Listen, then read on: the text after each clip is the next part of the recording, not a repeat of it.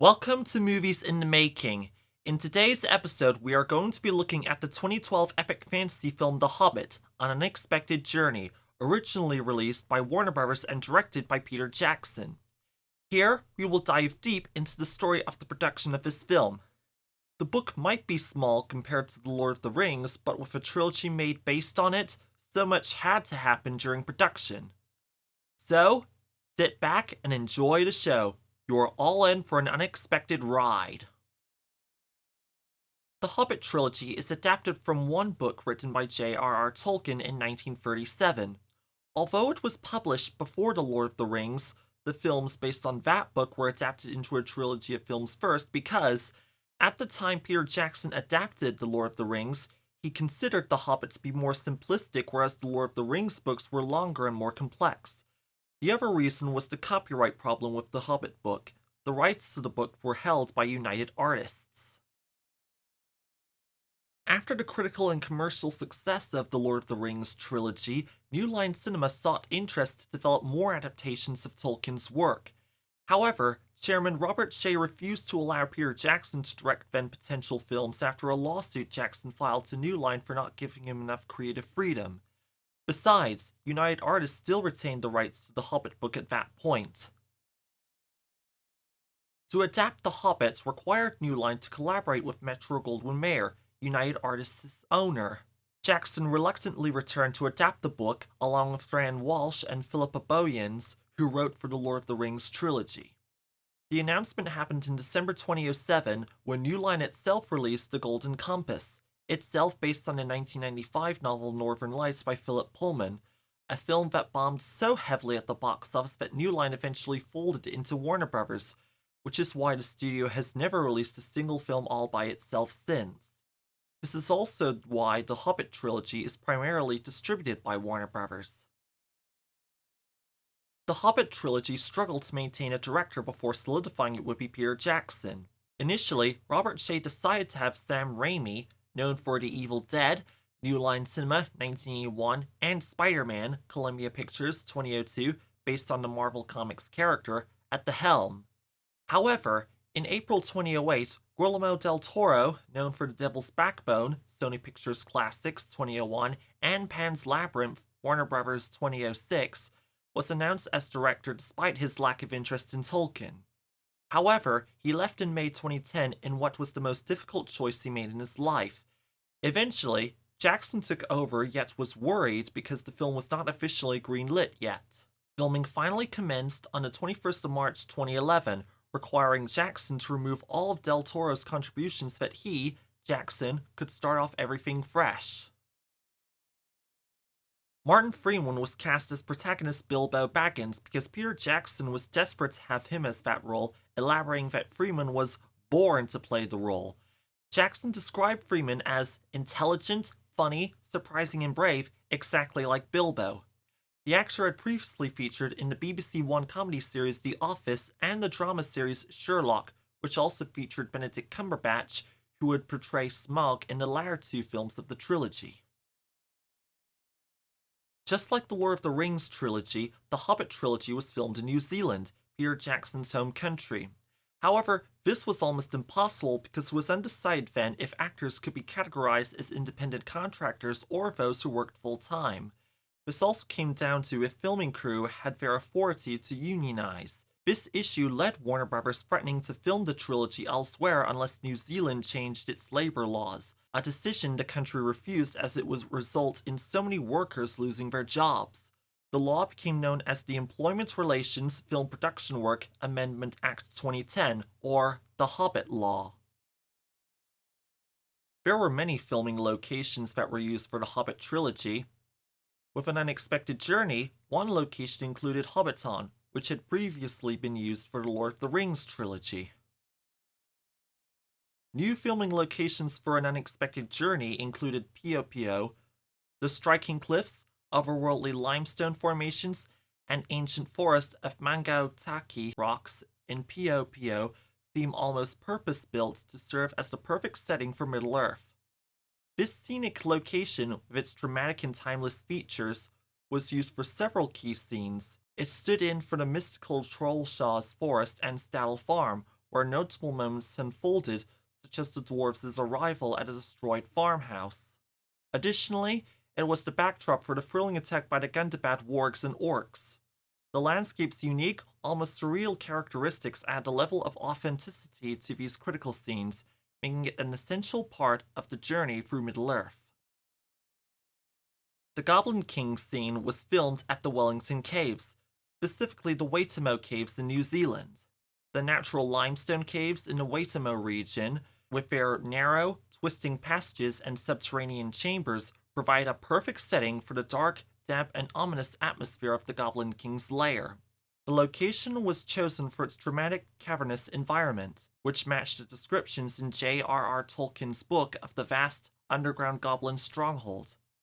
The scenes set within the cave complex were enhanced by digital effects to bring the towering Goblin King to life along with his minions. The eerie, claustrophobic feeling of the caves adds to the tension of the scene, emphasizing the danger the company faces as they are captured and brought before the terrifying ruler of the goblins. Bilbo's iconic encounter with Gollum in an unexpected journey, where the two engage in a tense riddle game, was filmed in the Putangurua Pinnacles in the Wellington region of New Zealand. The pinnacles are a unique and striking geological formation, consisting of tall, narrow spires of rock that have been eroded over time to create an almost alien landscape. These jagged, otherworldly formations prove the perfect eerie backdrop for the dark, subterranean world where Bilbo and Gollum's fateful interaction takes place. The Putangurua Pinnacles are not only visually striking but also contribute to the atmosphere of the scene, reinforcing the sense of isolation and danger Bilbo experiences in the depths of the tunnels. This is significant as it is where Bilbo steals the One Ring from Gollum. The ring will be the main focus of The Lord of the Rings, chronologically happening after the events of The Hobbit. The visual effects were done by WhatFX, who had previously done the visual effects for the Lord of the Rings films.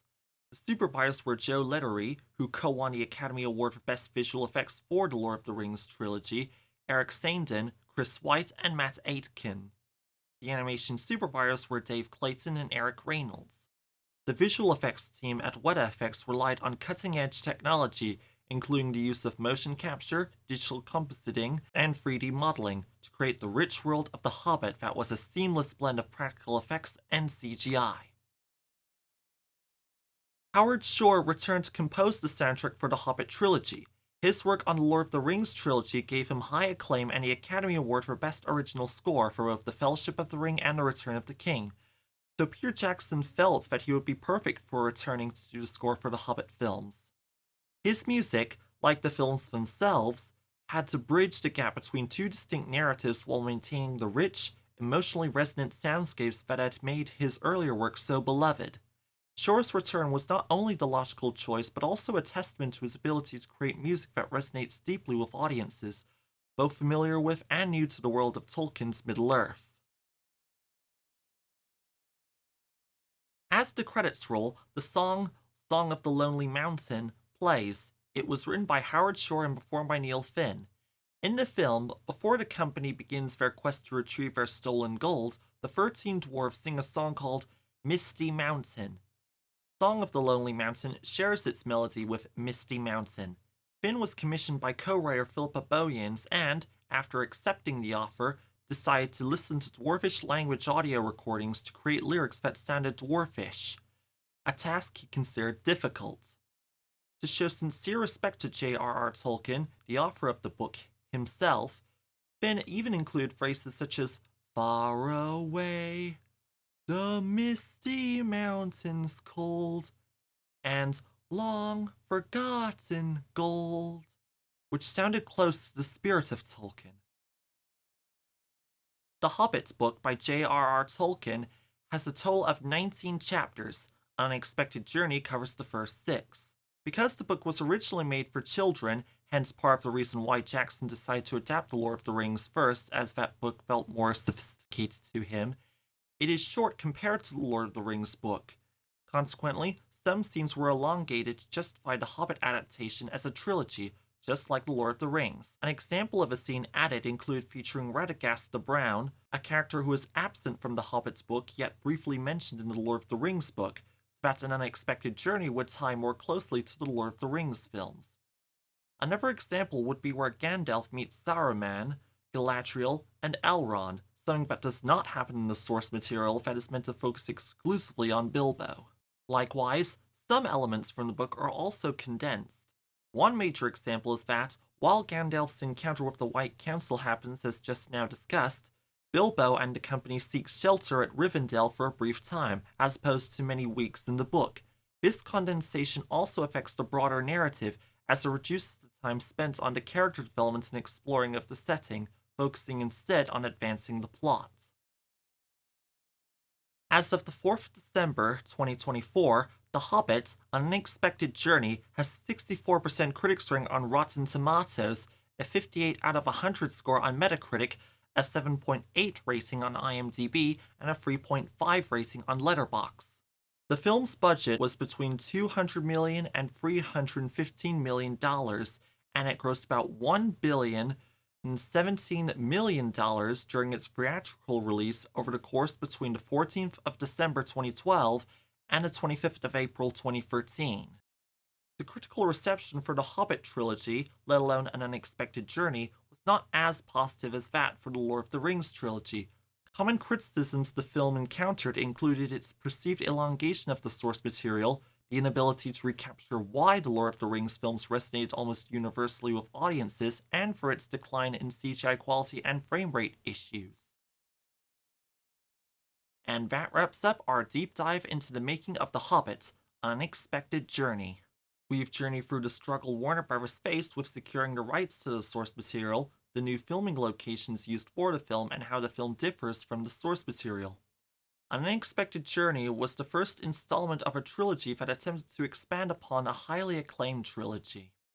This new adaptation expanded the world of Middle-earth and served as both a continuation of the beloved Lord of the Rings saga and a reimagining of the trilogy's prequel. If you enjoyed this episode, don't forget to like, subscribe, and hit that bell icon to stay updated on all things movies in the making. Let us know in the comments which movie you want to hear about from this channel, what you think of The Hobbit, An Unexpected Journey, or if you have any favorite moments from that film we did not touch upon. Thanks for watching, and we'll see you next time on Movies in the Making, where we will be talking about The Hobbit, The Desolation of Smaug, Warner Bros. 2013, and more films to follow along the way. Tune in for more Movies in the Making as we uncover the stories behind cinema's most unforgettable films. This has been Jason Scotchmer, film enthusiast, and passionate about the arts.